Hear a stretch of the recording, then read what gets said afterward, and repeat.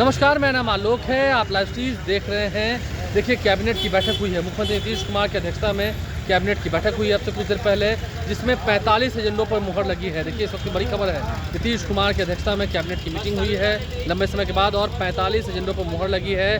क्या क्या वो बड़ी बातें हैं, हम आपको सुनाने जा रहे हैं। देखिए, अपर मुख्य सचिव हैं सिद्धार्थ, वो पूरी बातों को बता रहे हैं, कौन कौन से बड़े फैसले लिए गए हैं। देखिए, गृह विभाग के अंदर जो बिहार के तमाम जितने जेल हैं, उनके कर्मियों को भी अब 13 माह का वेतन दिया जाएगा, यानी कि 1 साल में उन्हें 1 महीने का अतिरिक्त वेतन दिया जाएगा। ये बड़ी खबर है। ग्रामीण कार्य में भी बड़े बड़े जो पुल थे, प्रधानमंत्री कई योजनाएं थी, ग्राम सड़क योजनाएं थी, उसे लेकर पैसा जारी किया गया है। कृषि विभाग में जारी किया गया है और बिहार में अब महिलाएं भी स्पोर्ट्स में हिस्सा लेंगी। स्पोर्ट्स टीम उनकी जो है, राज्य में हॉकी की प्रतियोगिता होनी है नवंबर महीने में, उसे लेकर भी कुछ बड़े ऐलान किए गए हैं। कैबिनेट में क्या क्या फैसला लिया गया है, 45 एजेंडों पर मुहर तो लगी है, लेकिन क्या क्या वो एजेंडे हैं, क्या कुछ वो बड़े फैसले हैं, हम आपको सुनवाते हैं। एजेंडों पर निर्णय हुआ 45 एजेंडास पे और मंत्रिपरिषद ने 45 एजेंडों पर विचार किया। सर्वप्रथम अगले वर्ष 2025 कैलेंडर ईयर का जो सरकारी छुट्टियां हैं उसकी स्वीकृति दी गई है। इसके तहत जो छुट्टियां हैं 15 दिनों का छुट्टी है, जिसमें 3 अवकाश रविवार है। ये नेगोशिएबल इंस्ट्रूमेंट एक्ट के अंतर्गत 21 दिनों की छुट्टी है। इन सभी छुट्टियों का अवकाश स्वीकृत किया गया और इसकी संपूर्ण सूची आप सभी को उपलब्ध करा दी गई है। दूसरा एजेंडा था कि जो परिवहन विभाग का सड़क सुरक्षा के दृष्टिकोण से दुर्घटनाओं को कम करने के लिए बिहार राज्य के निवासी एवं बिहार राज्य से निर्गत वैध चालान अनुज्ञप्ति धारक जो वाहन चालक हैं, जो प्राइवेट वाहन चालक हैं, जिसमें ट्रक चालक हैं, बस चालक हैं, ऑटो चालक हैं, टैक्सी चालक हैं, उनके लिए एक विकासशील योजना, विकास कार्य की योजना स्वीकृति की गई है और इसको मुख्यमंत्री वाहन चालक कल्याण योजना 2024 इसको नाम दिया गया है। इसके अंतर्गत इन सभी वाहन चालकों को ट्रेनिंग दिया जाएगा, इनके चिकित्सा सुविधा के लिए व्यवस्था की जाएगी, इनकी बीमा के लिए, और इनके जो रिफ्रेशर ट्रेनिंग है इसके लिए, इनके विरुद्ध जागरूकता कार्यक्रम होगा और श्रम संसाधन विभाग से जो इनको सुविधा मिलेगी उस सब में इनको सुविधा मिलेगी। तो जो प्राइवेट वाहन चालक हैं आज के दिन में, टैक्सी चालक हैं, ऑटो चालक हैं, बस चालक हैं, ट्रक चालक हैं, इन सभी को सुविधा देने के लिए राज्य सरकार ने एक योजना चलाई है। इसमें यूनिक आईडी कार्ड भी दिया जाएगा इनको सभी को, और इनको स्वास्थ्य जांच है, मेडिकल जांच है, शौचालय की व्यवस्था, चालक का पोशाक और स्वास्थ्य बीमा, तो ये सारी सुविधा दी जाएगी और यह सड़क सुरक्षा निधि से इसका व्यय होगा। सिवान जिला अंतर्गत जो महाराजगंज नगर पंचायत है, उसमें दनछुआ और जगदीशपुर 2 गांव हैं जिसको शामिल किया गया।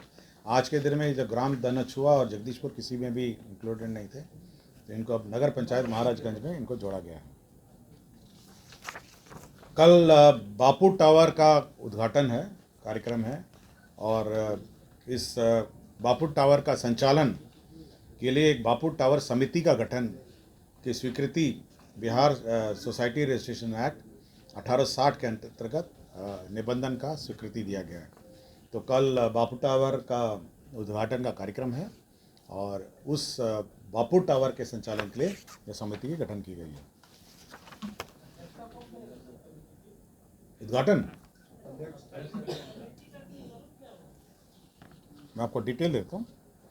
ये भवन निर्माण के अंतर्गत ये गठन होगा और इसमें जो अध्यक्ष हैं वो विकास आयुक्त रहेंगे, भवन निर्माण के प्रधान सचिव हैं, इसमें वित्त विभाग के हैं, शिक्षा विभाग है, पर्यटन विभाग है, ऊर्जा विभाग है, नगर विकास, कला संस्कृति, प्रमंडल आयुक्त पटना है, और निदेशक संग्रहालय, कला संस्कृति युवा विभाग है, और निदेशक बापू टावर है।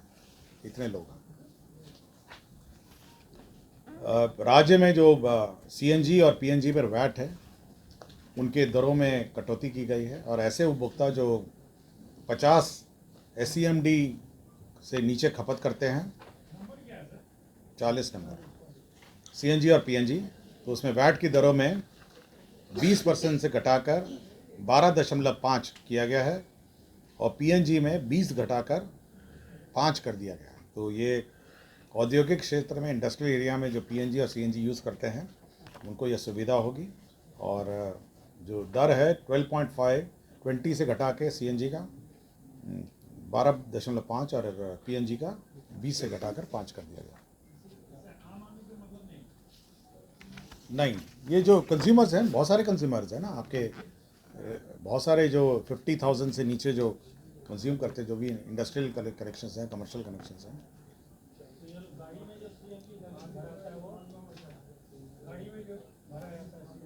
नहीं, ये वितरण प्रणाली, ये तो सप्लाई का है। LN Mishra institute 16 number agenda है। LN मिश्रा आर्थिक विकास एवं सामाजिक परिवर्तन संस्था है। यह LN मिश्रा इंस्टीट्यूट है और इस इंस्टीट्यूट के जो रूल्स हैं उसके संशोधन की स्वीकृति राज्य सरकार ने दी है। इसमें जहाँ जहाँ BPSC लिखा हुआ था वहाँ अब जो Bihar state university service commission है अब वो इसकी नियुक्ति करेगा और जहाँ जहाँ UGC लिखा गया था वहाँ पे AICT UGC अब अंकित कर दिया गया है।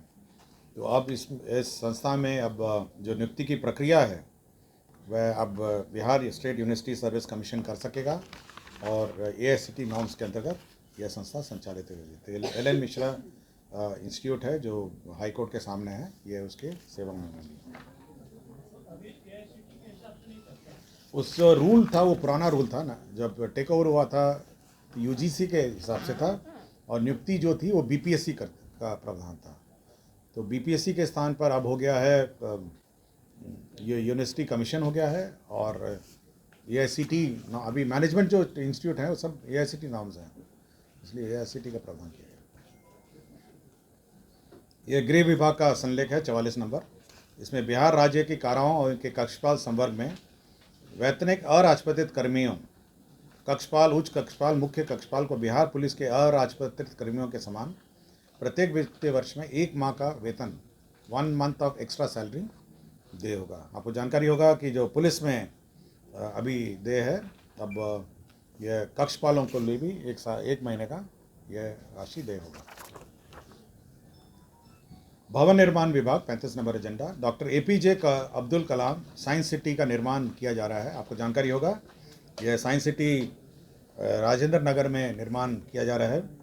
इसमें जो एग्जिबिट्स थे उसके लिए जो national council of science museums Kolkata है उसको अब नॉमिनेशन के आधार पर कार्य दिया जा रहा है। APJ Abdul Kalam science city Patna में जो एग्जिबिट्स है, अब ये साइंस सिटी के एग्जिबिट जो है national council of science museum Kolkata अब इसका नॉमिनेशन पे है। लोक स्वास्थ्य अभियंत्रण विभाग का है 34 नंबर एजेंडा।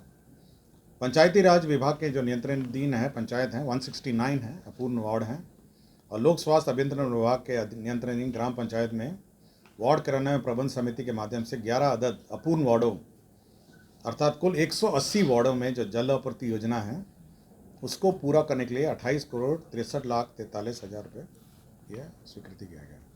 सो ये जो बचे हुए जो वाटर सप्लाई स्कीम है उसी में 28 करोड़ 63,43,000 रुपये की योजना स्वीकृत की गई। वित्त विभाग का प्रस्ताव है, प्रस्ताव नंबर 10। वैसे मामले जहां पति और पत्नी दोनों पुरानी पेंशन योजना से आच्छादित हैं और मृत्युपरांत उनके संतान को अनुमान्य द्वारा जो 2 पेंशन का प्रावधान है, भारत सरकार में लिमिट्स हैं, तो उसी लिमिट्स को बिहार सरकार ने भी लागू कर दी है। लिमिट में है कि जो वर्धित एवं सामान्य पारिवारिक पेंशन की स्थिति में क्रमशः 1,25,000 एवं 75,000 प्रतिमास ये ऊपरी सीमा है, अर्थात दोहरा पारिवारिक पेंशन की स्थिति में ऊपरी सीमा उच्चतम वेतन का 50 और 30% निर्धारित है। तो भारत सरकार का जो लिमिट है, भारत सरकार ने भी अपने जो जो हस्बैंड एंड वाइफ दोनों सरकारी नौकरी हैं, अगर उनके जो संतान हैं और कुछ ही संतान को एलिजिबल है, सभी लोग एलिजिबल नहीं हैं, और दिव्यांग संस्थाओं को पारिवारिक पेंशन मिलता है डबल, उसी में लिमिट्स बांध दिए गए। वन पर्यावरण एवं जलवायु परिवर्तन विभाग का है एजेंडा 27। वानिकी महाविद्यालय, आपको पता है कि फॉरेस्ट्री इंस्टीट्यूट है मुंगेर में, अब इसका नामकरण कर दिया है। इसका नामकरण हो गया है Bihar forestry college and research institute Munger, BFCRI Munger. ये पहले केवल कुछ सामाजिक वानिकी का ही ट्रेनिंग, बहुत लिमिटेड ट्रेनिंग देता था। अब ये forestry college and research institute हो गया है, जो नेशनल लेवल पे भी एक है देहरादून में। उसी तर्ज पे Bihar forestry college and research institute Munger, BFCRI Munger ये हो गया है, और इसकी संचालन व्यवस्था भी निर्धारित की गई है। ये स्वास्थ्य विभाग का संलेख है 26। बिहार विधानमंडल के मान्य सदस्य पूर्व सदस्यों की चिकित्सा परिचर्या संशोधन नियमावली 2024 की स्वीकृति है। इसमें जो बिहार विधानमंडल को जो रेफर करना पड़ता है, जो भी सदस्य हैं, सदस्य और पूर्व सदस्य, आज के दिन में वहाँ पे प्रोफेसर का नाम अंकित है। तो जैसे IGIC है, वहाँ पे केवल डायरेक्टर होते हैं, प्रोफेसर नहीं होते हैं। तो अभी वहाँ जॉइंट डायरेक्टर भी अलाउड होंगे, और साथ ही साथ जो अन्य मेडिकल कॉलेजेस हैं वहाँ प्रोफेसर के अतिरिक्त एसोसिएट प्रोफेसर भी अब अलाउड होंगे। तो जो रेफरल की प्रक्रिया है उसको सरल कर दी गई। उद्योग विभाग का संलेख है 1 नंबर। इसमें messrs Netaji Subhash medical college and hospital, ये निर्माण होगा मेगा इंडस्ट्रियल पार्क बीटा में, और ये 300 बेड का हॉस्पिटल होगा। और इसमें जो कुल इन्वेस्टमेंट की राशि होगी, ये 25 एकड़ भूमि है और 66 करोड़ 19 लाख इस पर व्यय होंगे। ये इन्वेस्टमेंट का क्लियरेंसेस है, जो SIPB estate investment promotion board का जो क्लियरेंस है उसके अंतर्गत। ये खेल विभाग का प्रस्ताव है 11 से 20 नवंबर राजगीर नालंदा में हॉकी एशियन चैंपियनशिप का आयोजन होगा। ये बहुत महत्वपूर्ण है सभी लोग के लिए कि ये इंटरनेशनल चैंपियनशिप होगा। ये हॉकी एशियन चैंपियनशिप है, पूरे वर्ल्ड में जो महिला हॉकी का खेल होगा, अब ये बिहार राजगीर में होगा, और ये अंतर्राष्ट्रीय पहचान देगा बिहार को। ये 32 नंबर 32 है, और इसके लिए जो MOU हुआ है वह उसको मतलब जो हमारे अथॉरिटी है, स्पोर्ट्स अथॉरिटी है, उनको ऑथराइज़ किया है, और हॉकी इंडिया को 10 करोड़ रुपए इस कार्य के लिए दिए जा रहे हैं। तो ये महत्वपूर्ण योजना है और महत्वपूर्ण इवेंट है बिहार के लिए। 11th to 20th नवंबर 2024 राजगीर में हॉकी एशियन चैंपियनशिप ट्रॉफी महिला 2024। तो ये बहुत महत्वपूर्ण इवेंट होगा, और बिहार का जो इवेंट है पूरे अंतर्राष्ट्रीय स्तर पर इसका प्रसारण होगा, और ये खेल का जो इवेंट है ये एक महत्वपूर्ण इवेंट बिहार में होगा। स्वास्थ्य विभाग 33। श्री कृष्णा चिकित्सा महाविद्यालय अस्पताल मुजफ्फरपुर परिसर में जो होमी भाभा कैंसर अस्पताल अनुसंधान केंद्र है, अभी आज के दिन में वहाँ पे केवल OPD है, वहाँ पे रेजिडेंशियल बेड्स नहीं हैं।